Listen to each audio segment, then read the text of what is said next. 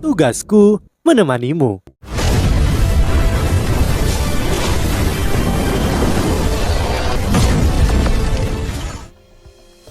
Hai sahabat masuk, kembali bersama Mimin Nata di sini. Mimin kali ini akan menceritakan alur cerita Donghua Solen 2 episode 101. Di episode sebelumnya, setelah Wang Dong'er dirawat di Sekte Haotian, Wo Yuhao kembali untuk melakukan retret. Namun hal tak terduga terjadi. Kekaisaran Ryu melakukan hal gila, menyandra seluruh elit benua Dolo yang berpartisipasi dalam turnamen elit benua. Perang besar akan segera pecah. Sebelum masuk ke dalam cerita, Mimin ingatkan jangan lupa like, comment, and subscribe. Tanpa berlama-lama, Solen 2 episode 101. Mari kita mulai. Cerita diawali dengan pertarungan antara Susansi melawan Ye Guyi, di mana keduanya mengadu pertahanan perisai Xuanwu dan pedang malaikat suci. Namun seberapa kuat Ye Guyi mencoba, ia masih dipukul mundur oleh Susansi. Ye Guyi kagum dengan peningkatan Susansi saat Susansi dengan sombong mengatakan ia telah dekat dengan batas sage jiwa. Tiba-tiba suara bergema di telinga semua orang.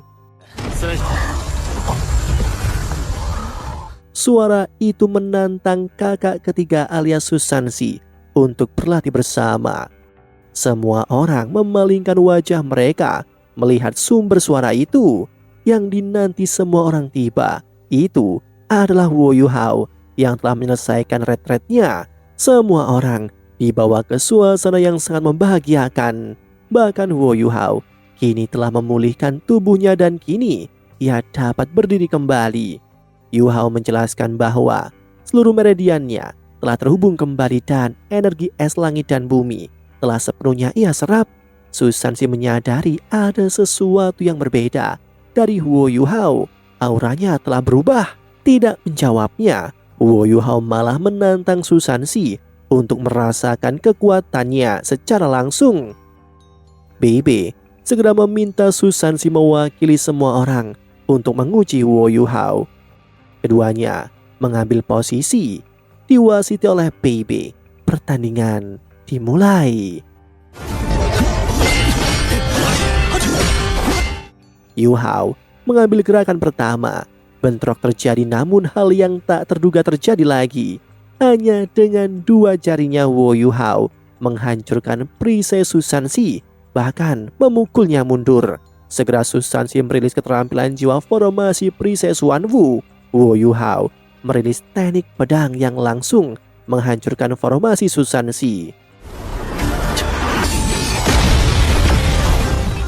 Keluar dari formasi, Wo Yuhao segera melepaskan serangan pedang Niandong yang langsung menebas ke arah Susansi. Susansi segera merilis lapisan-lapisan pertahanan perisai Xuanwu-nya. Namun hal yang tak terduga terjadi. Serangan itu tidak dapat dihentikan, langsung menghancurkan setiap pertahanannya. Semua orang terkejut dengan kekuatan ini. Tanpa berpikir panjang, Susansi segera merilis perisai raksasa untuk menahan serangan pedang Niandong Yuhao. Ledakan dari bentrok keduanya membumbung tinggi. Seluruh arena bergetar. Namun meskipun sudah sekuat tenaga, Susansi masih dipukul mundur.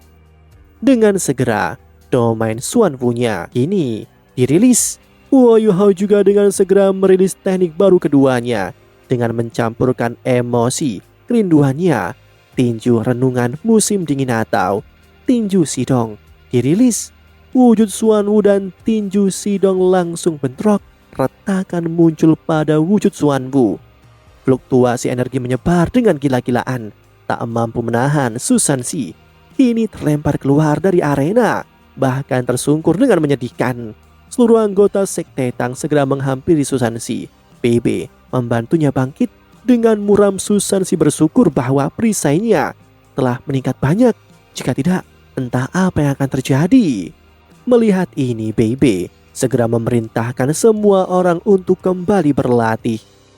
Wo Yuhao segera menemui Susansi dan BB. Ia meminta maaf. Ia tidak menyangka bahwa teknik yang ia temukan memiliki kekuatan yang begitu besar. Wu Yuhao merasa bersalah, namun kedua seniornya memberikan selamat atas pencapaiannya. Wu Yuhao menjelaskan bahwa dalam retretnya ia menggabungkan beberapa kemampuan di tubuhnya. Dengan itu, ia memahami dan berhasil menciptakan 3 teknik, yaitu tinju Sidong, pedang Niandong, dan telapak Haodong. Susan si terkejut bahwa masih ada 1 teknik lagi. Wu Yuhao mengatakan telapak Haodong butuh pengumpulan kekuatan jiwa yang sangat besar. Ia belum bisa melepaskannya, kultivasinya masih kurang. Yuhao segera bertanya apakah sudah ada kabar dari Sekte Hao Tiandan, menanyakan kabar Wang Dong-er. Bibi menggelengkan kepalanya dan menjelaskan, sekarang ada hal yang lebih mendesak. Kekaisaran Ryu telah menyandra berbagai elit dari 3 kekaisaran asli benua Doulo yang telah mengikuti turnamen elit benua. Perang besar akan segera pecah. Setelahnya, BB mengajak Wu Yuhao untuk pergi bersamanya, dan tempat yang akan mereka tuju adalah paviliun Dewa Laut.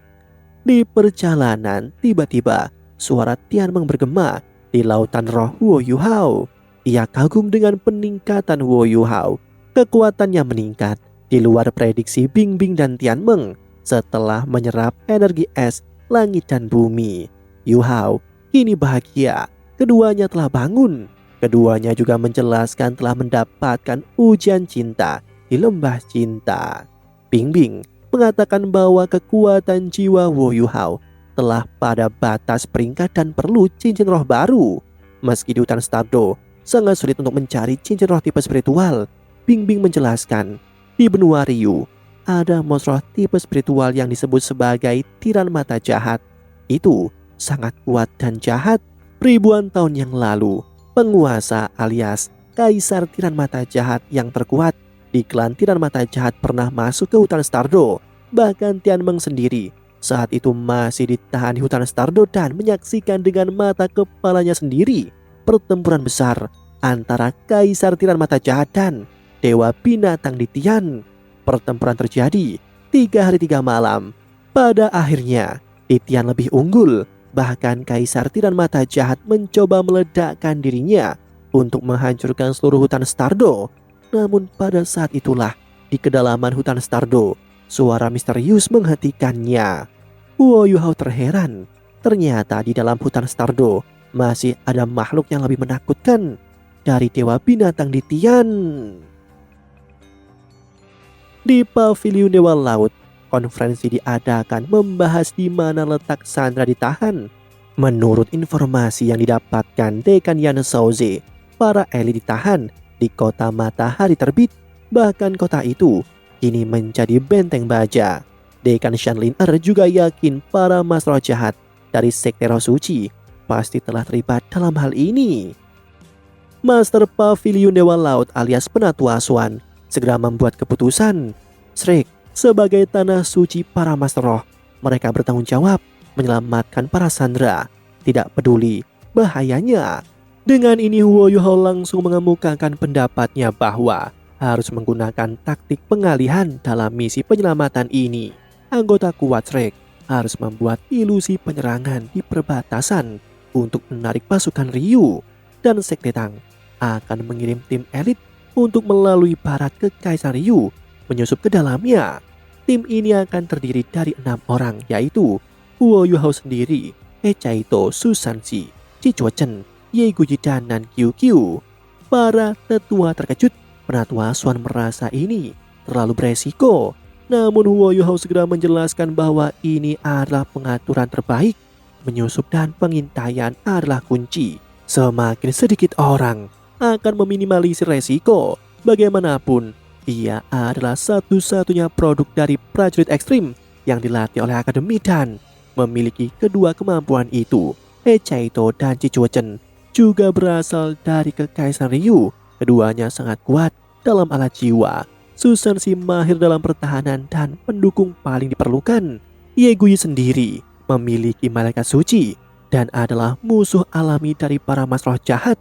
Serta Nan Qiu Qiu adalah sandera yang berhasil kabur. yang akan memahami situasi spesifik lokasi di sana. Dengan ini semuanya telah diatur dan memaksimalkan kemampuan individu mereka. Mendengar ini, Penatua Swan setuju dengan rencana Huo Yuhao, di mana pihak Shrek akan melakukan yang terbaik untuk menarik perhatian di perbatasan. Sebelum konferensi dibubarkan, Penatua Swan memperingatkan Huo Yuhao untuk berhati-hati. Mereka akan menunggunya pulang. 好，会尽全力在边境线上。 Kembali ke Sekte Tang. Sebelum mereka berangkat, Guru Xuan Ziwen menemui Huo Yuhao. Merasa misi ini akan sangat berbahaya. Ia memberikan seluruh harta berharga Sekte Tang untuk berjaga-jaga. Setelahnya Huo Yuhao dan timnya segera bergegas pergi dengan kapal mereka, menyusuri lautan menuju wilayah barat Kekaisaran Ryu. Di sisi Kekaisaran Ryu, para Masroja dan seluruh legionis berjiwa dikerahkan. Su Tianran mengerahkan seluruh kekuatan Kekaisaran Ryu dalam siaga tinggi. Di kapal yang melaju kencang, Huo Yuhao bertekad tidak akan membiarkan ambisi Su Tianran berhasil. Setelah beberapa hari berlalu, Penatua Swan dan para eselon atas Akademi Shrek bergerak langsung menuju ke perbatasan Kekaisaran Ryu. Setelah hari-hari berlalu, Huo Yuhao dan timnya berhasil tiba di pelabuhan Kekaisaran Ryu. Setelah berlabuh, mereka akan langsung menyamar dan memasuki Kekaisaran, dan operasi mereka akan dimulai.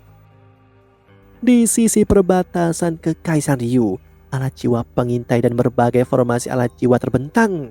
Melihat ini, para petinggi Akademi Shrek menyadari kekacauan besar harus dilakukan untuk meringankan tekanan di pihak Huo Yuhao. Kini, Huo Yuhao dan timnya telah memasuki Kekaisaran Ryu. Kini mereka menunggu kekacauan yang akan dibuat oleh para petinggi Akademi Shrek. Penatua Swan menyadari bahwasannya posisi Huo Yuhao dan timnya akan jauh lebih berbahaya daripada mereka. Mereka harus memberi kesempatan. Operasi pengalihan kini dimulai. Para eselon atas Akademi Shrek segera melakukan penyerangan dengan kekuatan penuh. Mereka segera merilis roh pelindung mereka. Serangan demi serangan diluncurkan dari para petinggi Akademi Shrek. Alat jiwa Kekaisaran Ryu segera mendeteksi keberadaan mereka. Sistem keamanan diaktifkan menghadapi serangan dari para Feng Hao Dolo Akademi Shrek. Bom-bom dan ledakan terus bergema di langit perbatasan Kekaisaran Ryu dalam kondisi kekacauan. Di sisi Huo Yuhao, ia telah melakukan pengaturan dan keenamnya berpencar. Dengan deteksi spiritualnya, mereka melaju dengan cepat ke kota matahari terbit, mencari lokasi di mana para elit benua Dolo telah disekap. Demikianlah Solen 2 episode 101. Sampai jumpa di episode selanjutnya. Sebelum Mimin akhiri, Mimin ingatkan jangan lupa like, comment, and subscribe. Karena tugasku kan selalu menemanimu.